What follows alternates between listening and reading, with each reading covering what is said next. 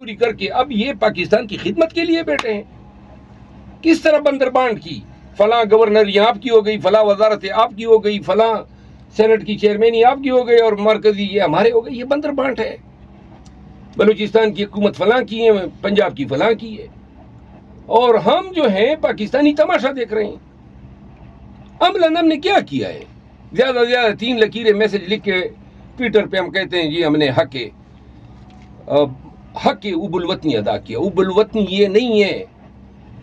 یہ زندگی جو آپ اور ہم جی رہے ہیں، قطاروں میں فائلیں اٹھائے رشوت دینے کے لیے بندے ڈھونڈتے ہیں، یہ آپ کا نظام ہے. اسپتالوں کی حالت زار دیکھیں، بیوروکریسی کو دیکھیں. کچھ لوگ امیر سے امیر ترین ہو گئے اور آدھے سے زیادہ پاکستان غربت کے نیچے لیول سے چلا گیا ہے. اور جس انداز میں مہنگائی بڑھ رہی ہے، بے روزگاری بڑھ رہی ہے، لوگ بچے بیچنے پہ مجبور ہوئے ہیں.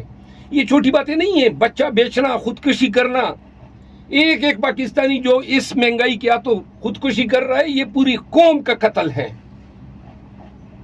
یہ بدامنی میں جتنے لوگ آج میرے علاقے میں وہاں پہ 2 سپاہی شہید ہوئے ہیں، کیوں بھائی ہم اپنے جوان اپنے بچوں کی لاشوں کو اٹھائے پھر رہے ہیں؟ کیوں ہم امن نہیں لا سکتے ہیں؟ نہ ہم امن لا سکے، نہ معیشت کو 76 سال سے سڑی ہوئی یہ پالیسیاں اگر پاکستان کو کامیابی سے ہمکنار کرتی تو کسی ایک چیز پہ آپ کہہ جاتے نا کہ اس چیز پہ ہم فخر کرتے ہیں. نہ آپ کی سائنس ٹیکنالوجی رہی. اپنے اسٹیل مل کا حال دیکھ لے، ہر چیز میں کمیشن خوری، ہر چیز میں ذاتی مفادات. تو لہٰذا انگریزی کا ایک لفظ ہے پرج کے سوا آپ کے پاس کوئی حل ہی نہیں ہے. لوگ ڈنڈوں سے ڈرتے ہیں، تھانے دار سے ڈرتے ہیں، قید و بند سے ڈرتے ہیں. قومیں مثالیں ہیں آپ کے سامنے. نکاراگو کی تاریخ پڑھیں، بلکہ آپ جائیں اسلامی تاریخ پڑھیں. جن اقوام نے، جن تہذیبوں نے اپنے تمدن، اپنے اسلاف کی میراث کو وہ تحفظ نہ کر سکے، آج انسانی تاریخ میں عجائب گھروں میں ان کے تہذیب کے اشیاء بطور نوادرات موجود ہیں.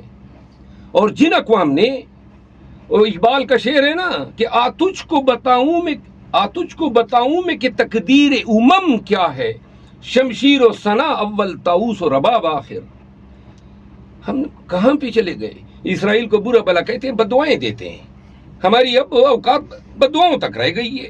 یا اللہ پاکستان پہ رحم کر. خدا بھی حالت نہیں بدلتا ہے. قرآن کے الفاظ ان اللہ لا یغیر ما بقوم حتی یغیروا ما بانفسہم. خدا، اور حضرت علامہ اقبال نے اس آیت کا ترجمہ کیا ہے کہ خدا نے آج تک اس قوم کی حالت نہیں بدلی، نو خیال جس کو اپنی حالت آپ بدلنے کا. یعنی کہ فرشتے آئیں گے آپ کے لیے آواز اٹھائیں گے. آج میں گیا کاریا جا رہا تھا. اب سنیں پاکستانیوں، ایک دوست نے اٹلی سے آیا تھا، کھانا کیا تھا، وہ بزید تھا. میں نے کہا مجھے مت بلاؤ، 22 کو میرا جلسہ ہے، یہ میری گرفتاری کی کوشش کریں گے کیونکہ قانون اور انصاف تو کہیں ہے ہی نہیں. انہوں نے کہا نہیں جی میری عزت بن جائے گی.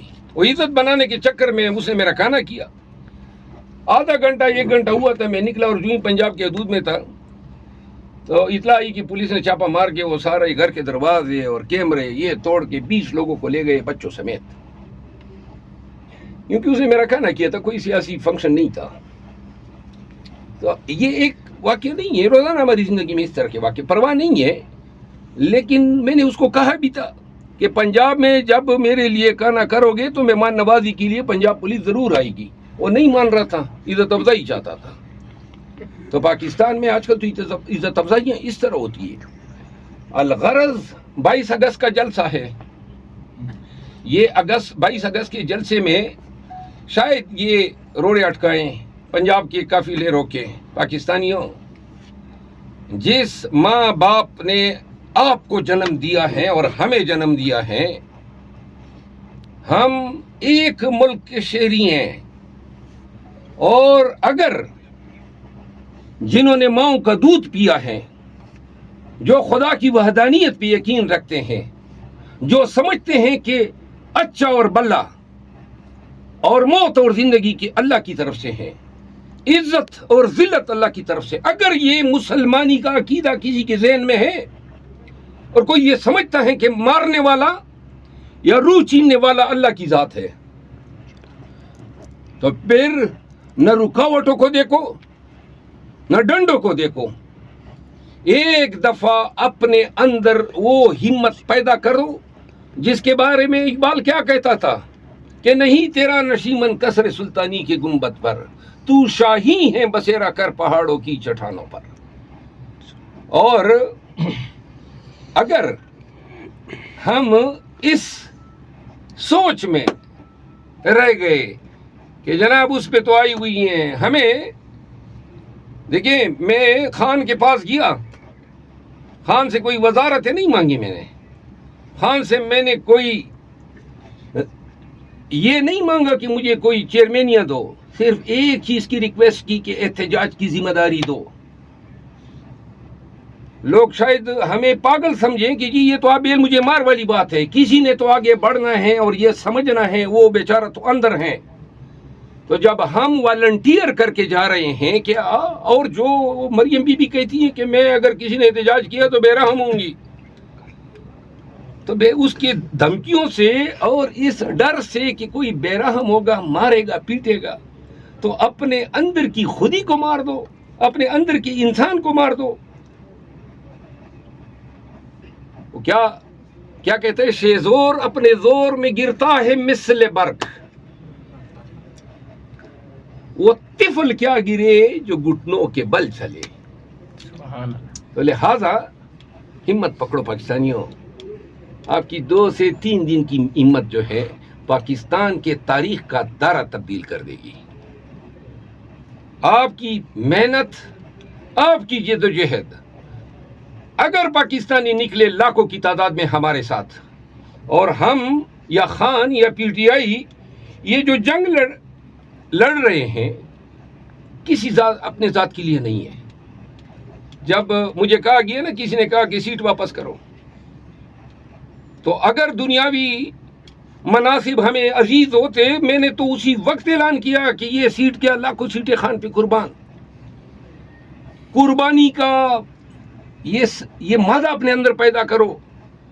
پہلے سے ہار مان جانا، وہ کہتے ہیں نا ہار ہو جاتی ہے جب مان لیا جاتا ہے، ہار ہو جاتی ہے جب مان لیا جاتا ہے، جیت تب ہوتی ہے جب ٹھان لیا جاتا ہے. ٹھان لو، ایک ایسے تمتراک سے نکلو، ایسے حوصلے اور عزم سے نکلو کہ جب 22 اگست کو اسلام آباد پہنچو تو یہ جو ڈنڈے اٹھائے، یہ گماشتے آپ کے سامنے ٹھوپیاں پہنے آئیں، تو یاد رکھو کہ یہ شیر کی کال پہنی ہوئی ہے، اندر گیدڑ ہوتے ہیں.